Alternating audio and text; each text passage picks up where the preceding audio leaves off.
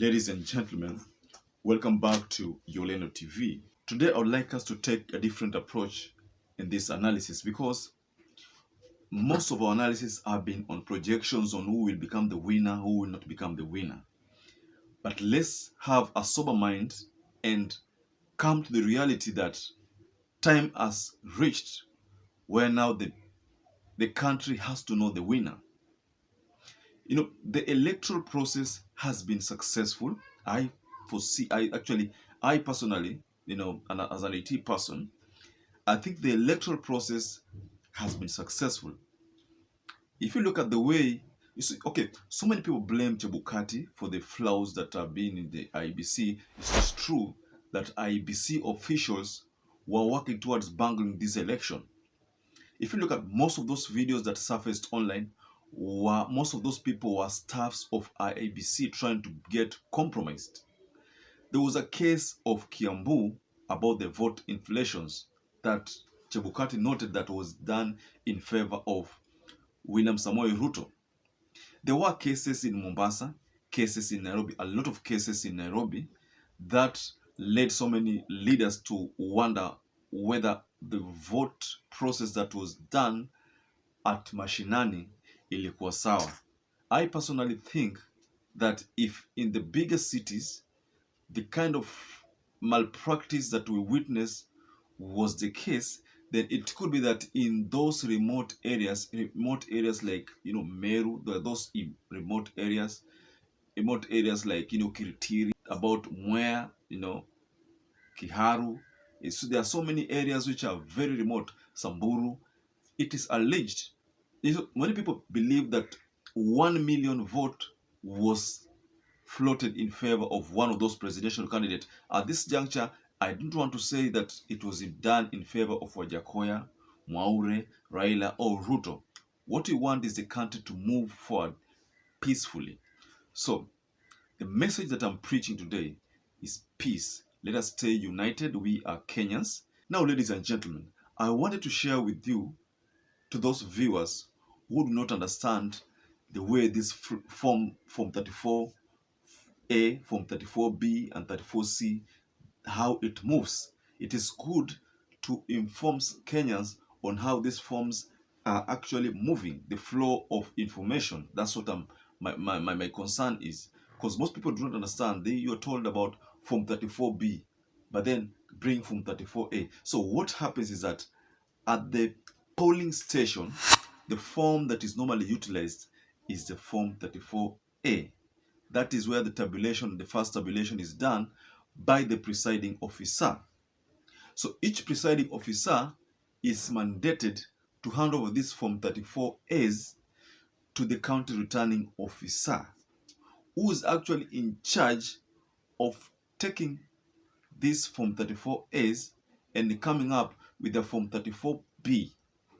So now the process continues where now this county returning officer are also required to submit this Form 34B to the IEBC National Tallying Center. It could be anywhere, but currently we know it is in Bomas of Kenya. So they take the Form 34B, they also take the source documents, and the source documents are Form 34A. Remember in the case of NASA against IBC in the 2017 that led to the nullification of election, the court said categorically that Form 34A cannot be altered, and it is the final document. So perhaps CHEBUKATI looked at the ruling of that time and looked at their process flow and decided to entrench that court order in their process flow. So this time round, when you are a county returning officer and you submit Form 34B to IEBC National Tallying Center, you will also be required to provide Form 34A so that they can do comparison. But then before you do that, these Form 34As at the initial place must have been scanned into the IEBC portal. That is the first thing that is done.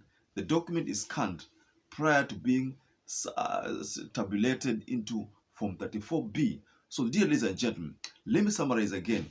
Form 34A is generated at the polling station, scanned using the KIMS kit to the IEBC polling to the IBC National Center. Form 34As are taken to the county returning officer, who does his own summations of the Form 34A into Form 34B. So initially, like the previous election, Chebukati and the team used to rely on Form 34B to do their own summations that led to Form 34C. Ladies and gentlemen, I hope I'm not confusing people who didn't understand the flow of these forms.